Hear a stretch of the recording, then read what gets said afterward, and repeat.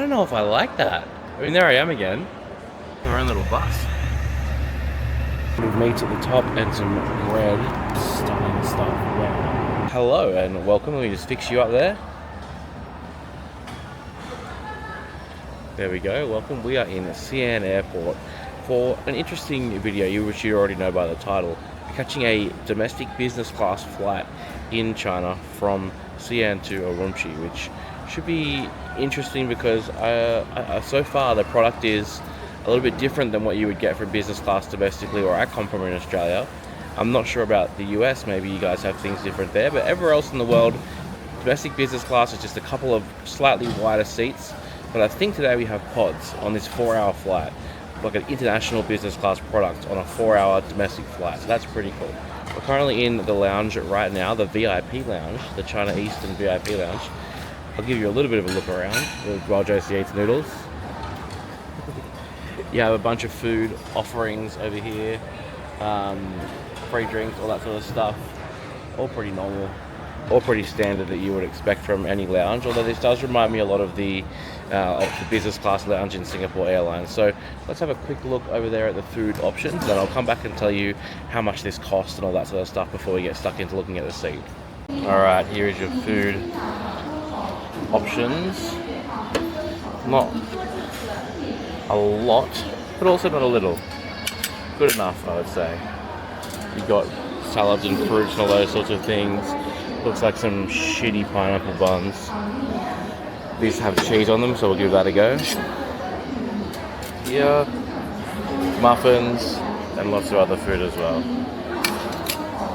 You have lots of Chinese options as well, which is good, and rice. Let me just get a Coke.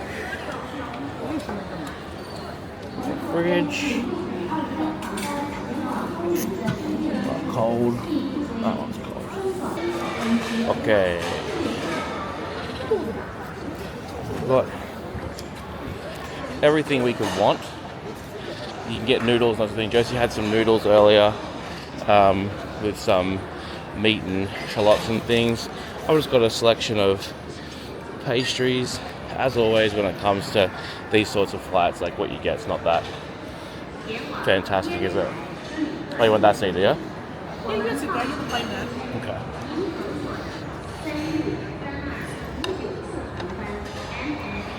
Alright. What do you think of the lounge? I don't have that much to compare it to besides the Singapore one. So for me, it's not as good as that, is it? But it's the best domestic lounge I've been in. Okay, yeah. I haven't had a domestic lounge before, but it's okay. This, for example, is like probably 3 times the size of the Amex domestic lounge, international lounge at Sydney. Sorry, say that again? This is probably 3 times the size of the Amex international lounge in Sydney. Do you reckon? Yes. Oh, it is? Yeah. Okay. It is, probably more. But there's what I prefer. I know they need to fit more people in because it's domestic. There's more people flying. More people will buy business class on a domestic flight than an international flight, so that's why they chuck all these sorts of seats in like this. And generally, you're only here for 2 hours before a domestic flight, whereas an international flight, they need to look after you for a little bit longer.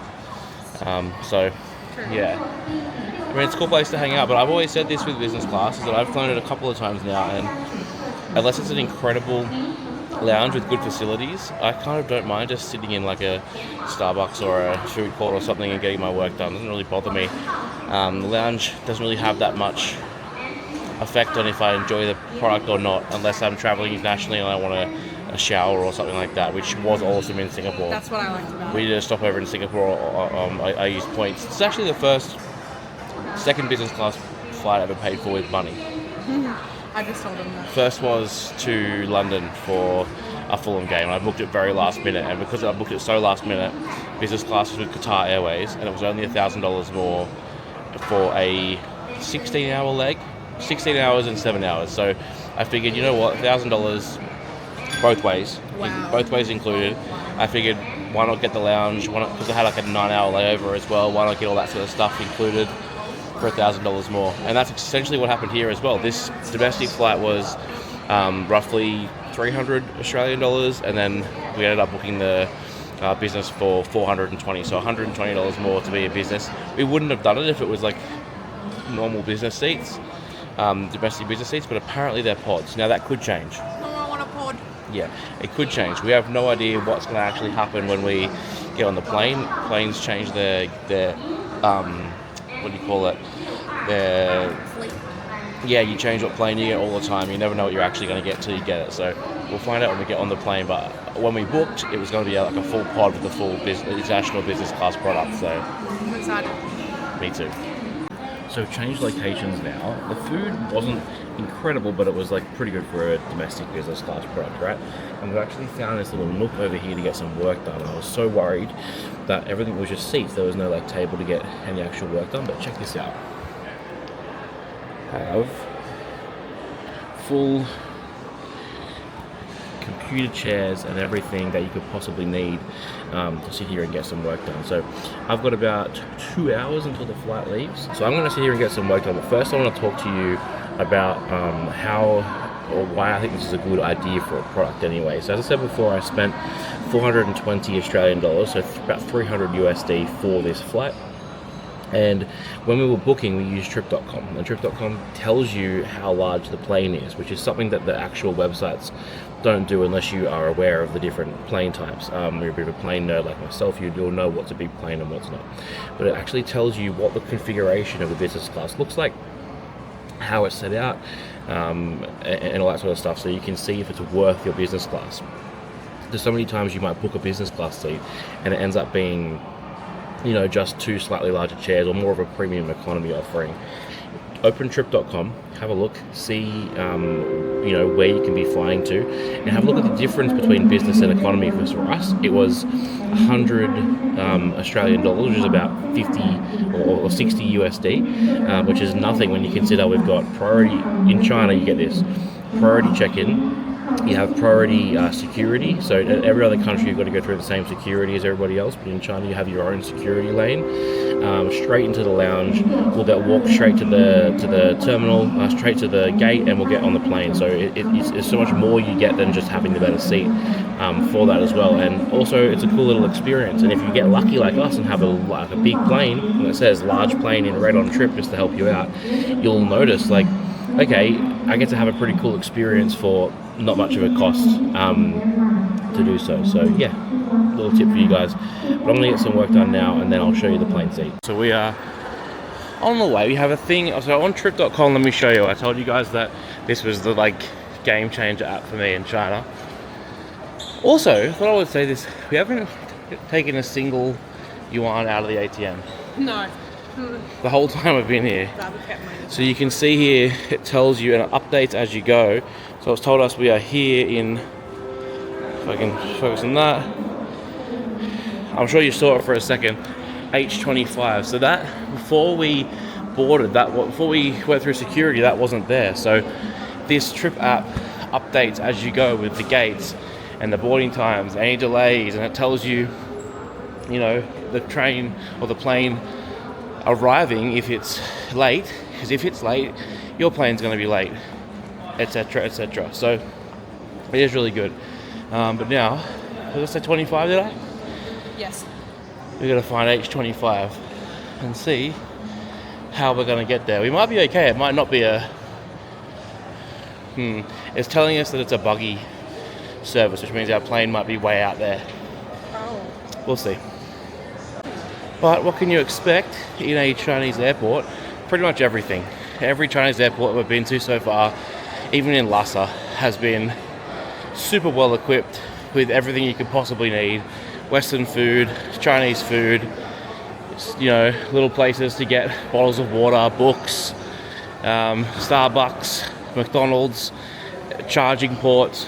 Honestly, the best equipped airports I think that I've been to. I can't think of many better. Can you? Yeah, like even the seats, if you can see here, there's charging under the bottom of the seats there. Wow. Sometimes you struggle to find a power point in an airport. Oh, Thailand especially. We've been traveling through Southeast Asia for a while now, and normally everything has to be charged before you leave, but there's an abundance here. So Chinese airports, absolute thumbs up for me anyway. I've just seen the craziest thing. It says that you can walk up to this little webcam and scan your face, and it will tell you where your flight is. I know people talk about China in that way, but let's go see if it can tell me. Look, it's got a whole thing here. Scan to get your information. Let's go. Oh my god. That's my name. And it's telling everyone here where I'm going. I don't know if I like that. I mean, there I am again.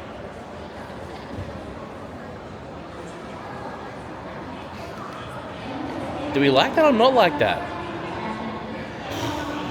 Here at the gate now, ready to line up. One thing I always find funny is this flight attendant has just turned up now just to do his normal work, and look at already, within like 3 seconds, the line is massive. People just rush lines here and they have to be first all the time, and I don't know, chill out. Like, I understand there's limited cabin baggage space and all this sort of stuff, but like, you have to be like instant reaction times to get in the line here, which is why, another probably reason why I'm pretty stoked to be flying business today, because like, there's a little line over there we can go in, but Josie chose now to go to the bathroom, so we might miss that. Hopefully we don't.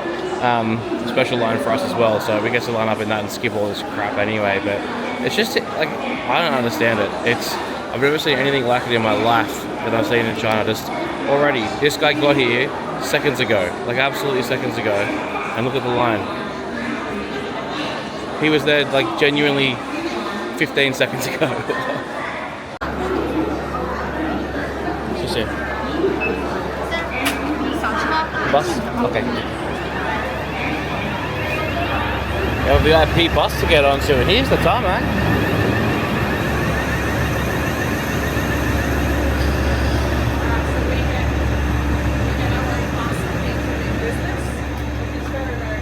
Hello. Do you want to just go here, Josie? Do you reckon I can get my own late road? Yeah, maybe.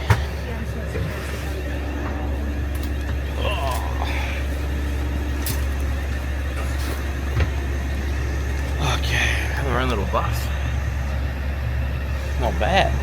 So far so good. The experience is pretty good, but I've got no idea what's going to happen when we actually get to the plane. I'm a bit perplexed as to how going up a set of stairs is going to work from a business class perspective, unless they like send this before the big boy goes and we get to go up first. I don't know.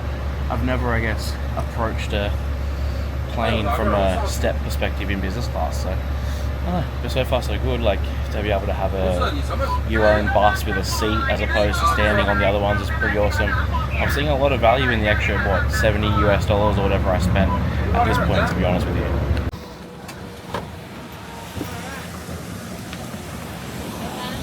See you.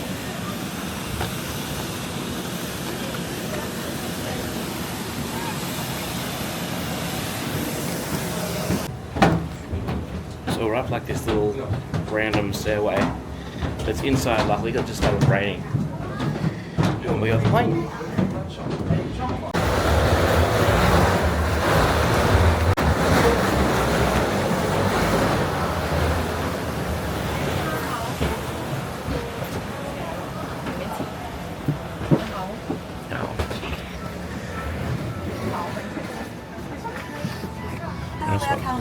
Hello, I'm here. Yes. I think I'm here. Here you are. They're all the same. Okay, perfect. Do you want to swap? It's here. No, it's the same. Okay. So that you can hear me. This costs $420 Australian, which is 280 USD. Now, the only reason I got it is because the economy ticket costs $300 Australian, which is instructions down here. This is. The seat itself is pretty good. I just got informed by the staff that we're actually only on a 3-hour and 10-minute flight, not a 4-hour flight, so not quite the value that I thought it was. But the seat, it looks a little bit dated, but who knows, maybe it's not. Just been given a hot towel. See? Just here.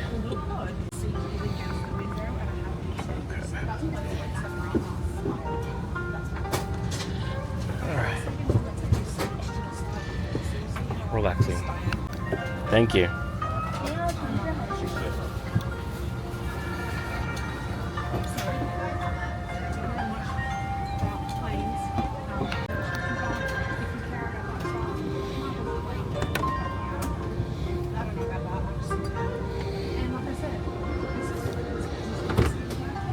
Aha! So that's how it works. And then you just push it back in to close it. So now that Josie's shut up behind me, I can tell you a little bit more about the seat itself. So we have a footrest down here. It looks similar to the middle range Singapore Airlines medium haul ones, where you're gonna be lying flat, but you'll be lying flat on an angle. It's very exposed to the aisle, but for the price and for 3.5 hours, not that big of a deal. They brought me an orange juice. Just come around to confirm the meals. The meals are duck with rice, pasta with rice, and I got beef brisket with the rice. Honestly, I can't fault this at this point. Really, really, really good. Things are not the best. There are things falling apart, as you can see. But for a domestic flight, I'm not going to get too upset about it. I don't fly business enough to critique it, and I don't know what the baseline is. But if you guys out there fly a lot more business than I do, you might have something to say about something like that. But it is what it is. The drink menu was good as well, plenty of options. Yeah, I can't really fault it at this point. For the price, under 300 USD, pretty fantastic. Alright, so we do have an international port here, which is great, and USB and headphones and all those sorts of things up here above it. Your controller is going to do the TV for you, a reading lamp, controls are here for your seat. It does come with noise cancelling headphones, but I do have my own, so I'm not too stressed about that. A little bit of storage, but not plenty. And then right here, this is a divider to go up so you can put your seat up for a little bit more privacy from the side of everything. But hey, it gives you a view directly out the window too, which is interesting. I've never sat at this orientation before where I look directly out a window. So you're normally sitting straight on, right? And there you go, I can look out directly ahead of me. Big fan of that. So we're just taxiing now. Sorry if you can't hear me. But the staff have been really good. The service has been really good. This has been a really easy process. So just one last look at CN before we head to Orochi.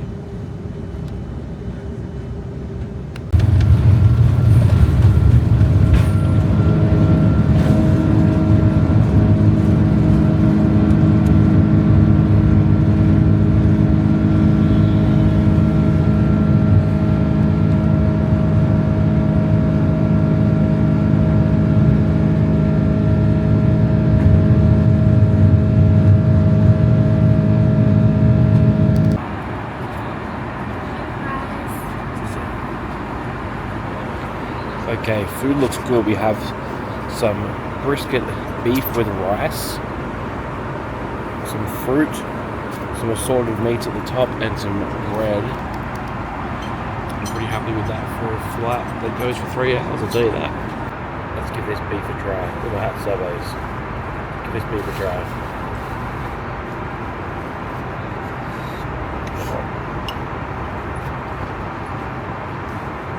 That's pretty good. So the brisket itself is fatty, it's nice, it's got a good taste to it. The sauce is good, the potato is good, the rice is good. The peripheral stuff, yeah, it's okay. No different to what you get on most flights that have full service, but the brisket is really, really nice.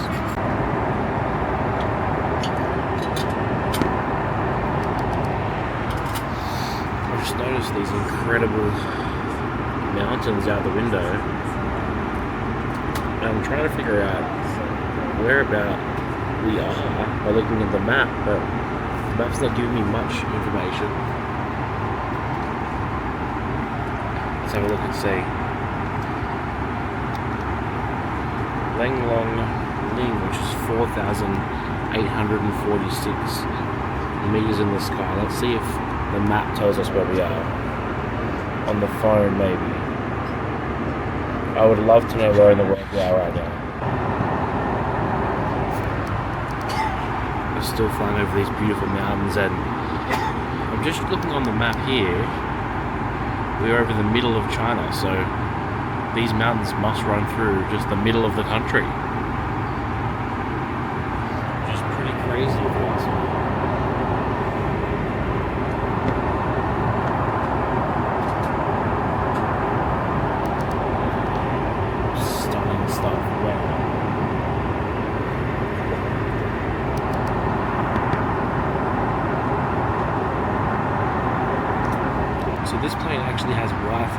well, which is pretty great. I'm running the China Eastern Wi-Fi through my VPN right now, which is one that works in China. Do some researching to figure it out. And I'm on all the Western apps. I'm on Twitter, I'm on TikTok, I'm on Instagram, all those sorts of things. Just sort of, scrolling as is usual. It's not fast, it's not super fast, but it does the job.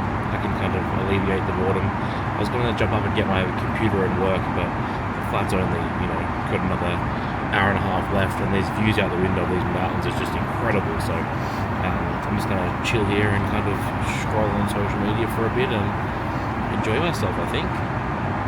Just stunning.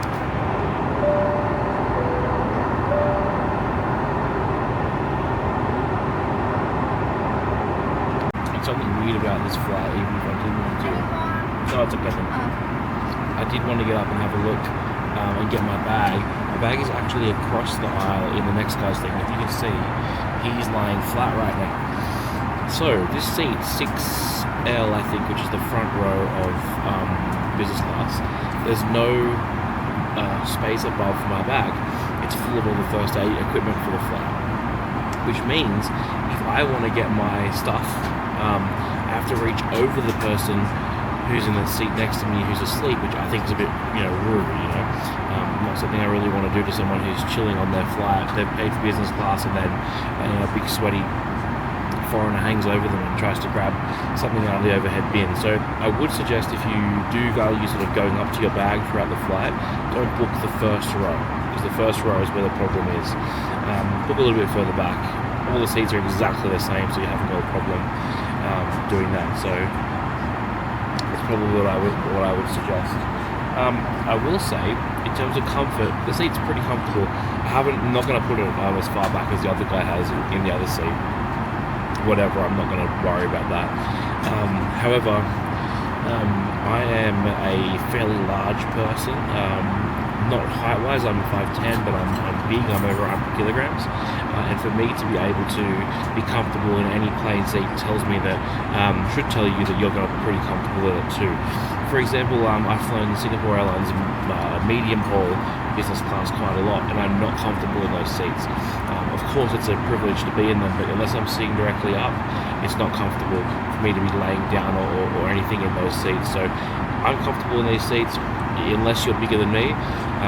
Taller shouldn't be an issue because I have so much leg room that I can't even, if you can see down there, I can't even get my feet to the end, and I'm 5'10".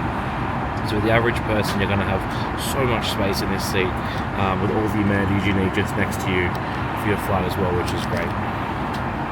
And if you do this route, I don't know, I keep showing it, but it's just amazing. We're just arriving in over Urumqi now.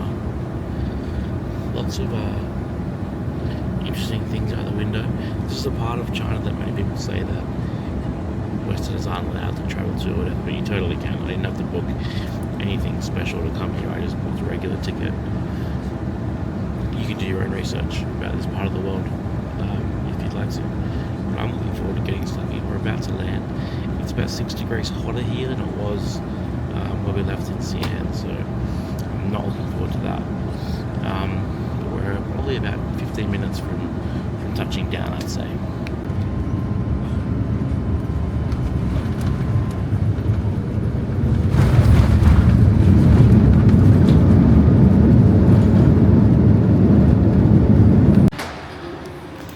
So off the plane, before everybody else, standard business class stuff. The airport, I don't know what I was expecting from Urumqi. You hear so many stories, but the longer I'm in China, the more I thought this would be quite normal, and it totally is quite normal.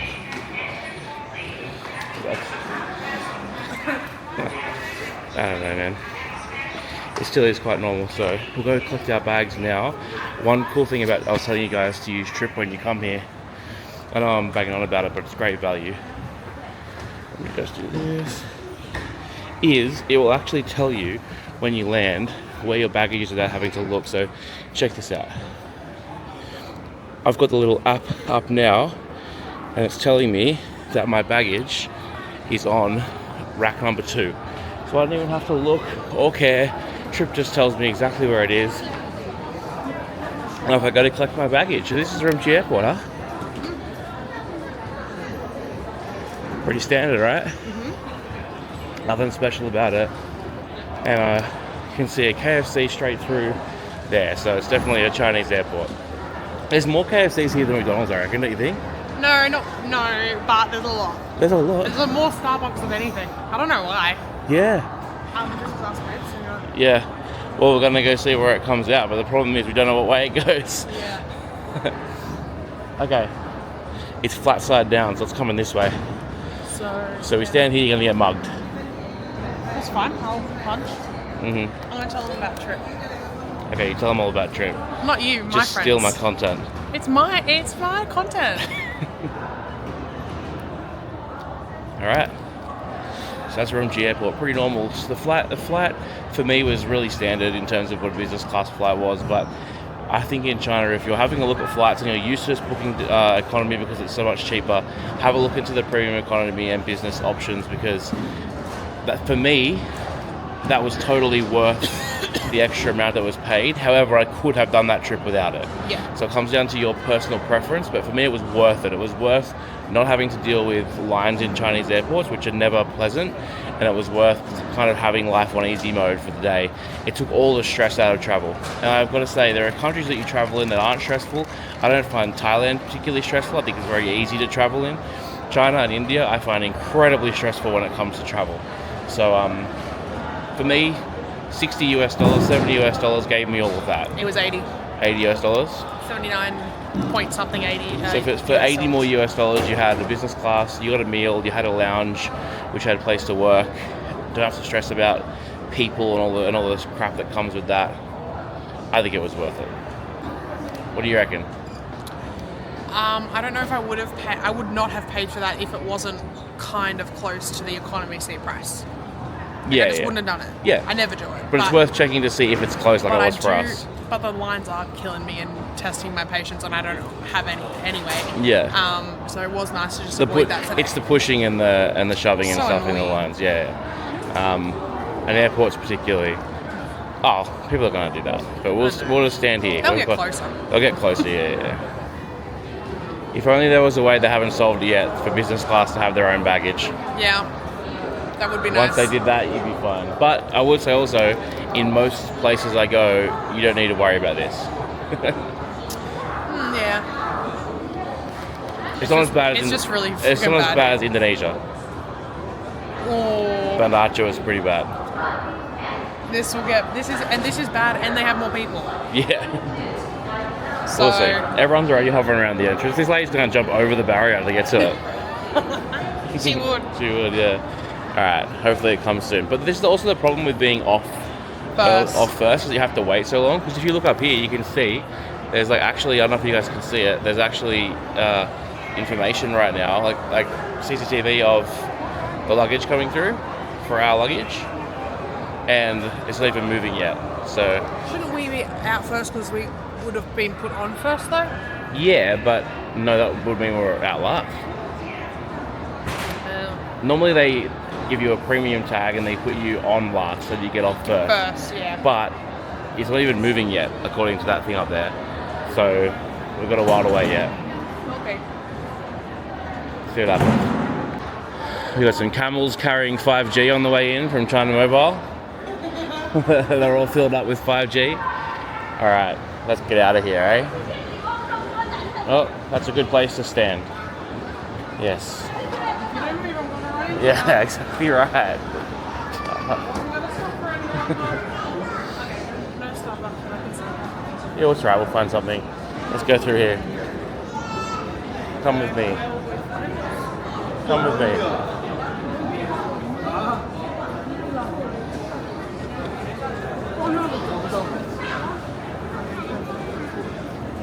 You good? Here's nice about it. Here now at Urumqi Airport, this is what it looks like. Pretty chaotic. It's a little bit more chaotic than all the other Chinese airports I've been to. It has that little feeling of chaos to it.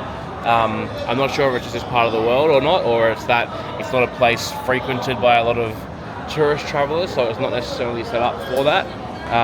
But yeah, so that was a business class flight with China Eastern on a Airbus A330, the 200 variant.